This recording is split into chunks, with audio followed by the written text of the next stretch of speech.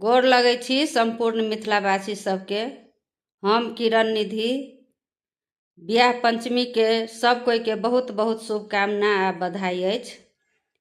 तो हम एकटा स्वयंवर के गीत गाबि रहल छी। ई गीत स्वयं बनेलहुँ हँ, स्वयं गाबि रहल छी। जँ नीक लागत तो लाइक कमेंट शेयर और सब्सक्राइब जरूर करे जाब और अपन आशीर्वाद देव। तो सुनू ई गीत। हो बजा रहल अछि सीताजी के स्वयंवर, हो बजा रहल अछि सीताजी के स्वयंवर। सीताजी के स्वयंवर में राम जी आएब, संगहि में अपने तीनों भाई के लाएब, संगहि में अपने तीनों भाई के लाएब। हो बजा रहल अछि सीताजी के स्वयंवर, हो बजा रहल अछि सीताजी के स्वयंवर। सीताजी के स्वयंवर में गणेश जी आएब, संगहि में अपने रिद्धि सिद्धि जी के लाएब, संगहि में अपने रिद्धि सिद्धि जी के लाएब।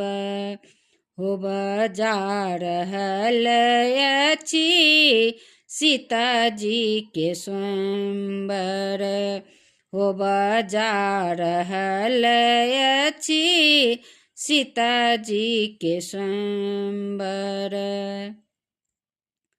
सीताजी के स्वयंवर में ब्रह्मा जी आएब, संगहि में अपने सरस्वती जी के लाएब, संगहि में अपने सरस्वती जी के लाएब।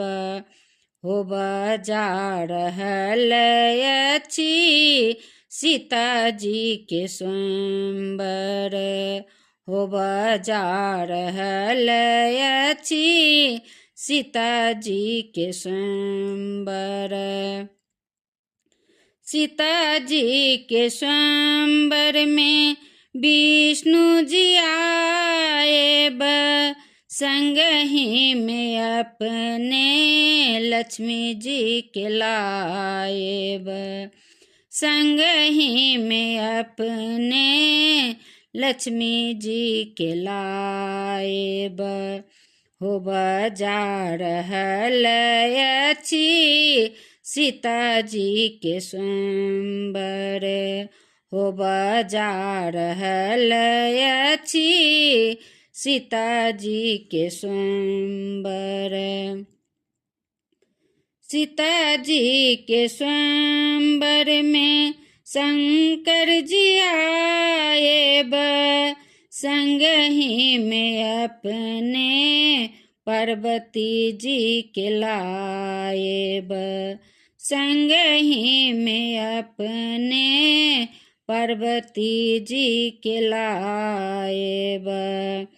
हो बजा रहल अछि सीताजी के स्वयंवर, हो बजा रहल अछि सीताजी के स्वयंवर। सीताजी के स्वयंवर में राजा दशरथ जी आएब, संगहि में अपने ऋषि मुनि सब के लाएब, संगहि में अपने अयोध्या वासी के लाएब। हो बजा रहल अछि सीताजी के स्वयंवर, हो बजा रहल अछि सीता जी के स्वयंवर। सीता जी के स्वयंवर में सब देवी देवता आए संग ही में सब मिली फूल बरसाए संग ही में सब मिली सीताराम जी के आशीष देव। हो बजा रहल अछि सीता जी के स्वयंवर। हो बजा रहल अछि सीता जी के स्वयंवर।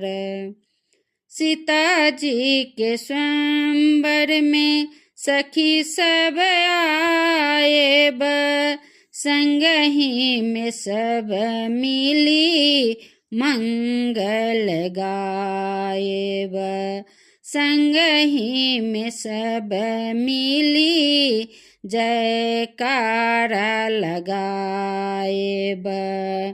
हो बजा रहल अछि सीता जी के स्वयंवर। हो बजा रहल अछि सीता जी के स्वयंवर। जय सिया राम, जय सिया राम। धन्यवाद।